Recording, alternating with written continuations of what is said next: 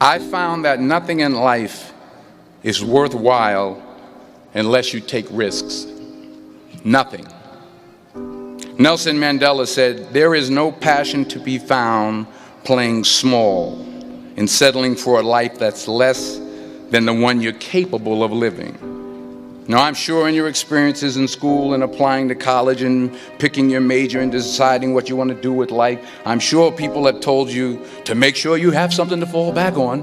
Make sure you got something to fall back on, honey.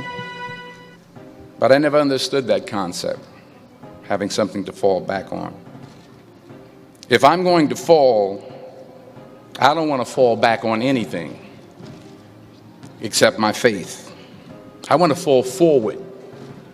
I figure at least this way I'll see what I'm going to hit. Fall forward. This is what I mean. Reggie Jackson struck out 2,600 times in his career, the most in the history of baseball. But you don't hear about the strikeouts. People remember the home runs. Fall forward. Thomas Edison conducted 1,000 failed experiments. Did you know that? I didn't know that. Because the 1,001st was the light bulb. Fall forward. Every failed experiment is one step closer to success. You've got to take risks, and I'm sure you've probably heard that before, but I want to talk to you about why that's so important. I got 3 reasons, and first, you will fail at some point in your life. Accept it. You will lose. You will embarrass yourself. You will suck at something. But here's the thing. I didn't quit. I didn't fall back. I walked out of there to prepare for the next audition, and the next audition, and the next audition. I prayed. I prayed. And I prayed. But I continued to fail and fail and fail. But it didn't matter, because you know what? There's an old saying, you hang around the barbershop long enough, sooner or later you're going to get a haircut. So you will catch a break, and I did catch a break. All right, now here's my last point about failure. Sometimes it's the best way to figure out where you're going. Your life will never be a straight path. I began at Fordham University as a pre-med student. I took a course called cardiac morphogenesis. I still can't say it. Cardiac morphogenesis. I couldn't read it. I couldn't say it. I sure couldn't pass it. So then I decided to go into pre-law, then journalism. And with no academic focus, my grades took off in their own direction.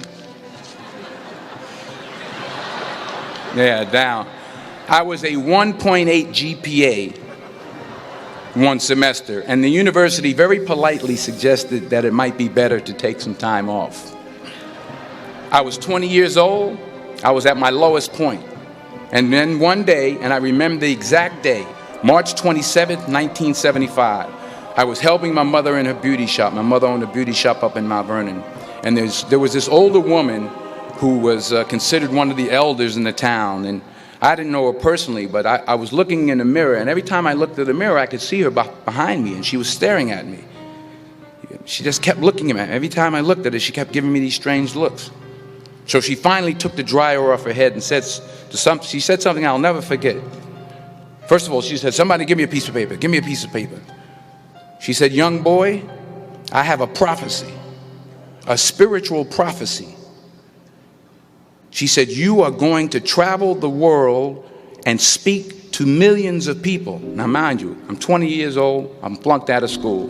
In fact, like a wise ass, I'm thinking to myself, maybe she's got something in that crystal ball about me getting back into school next fall.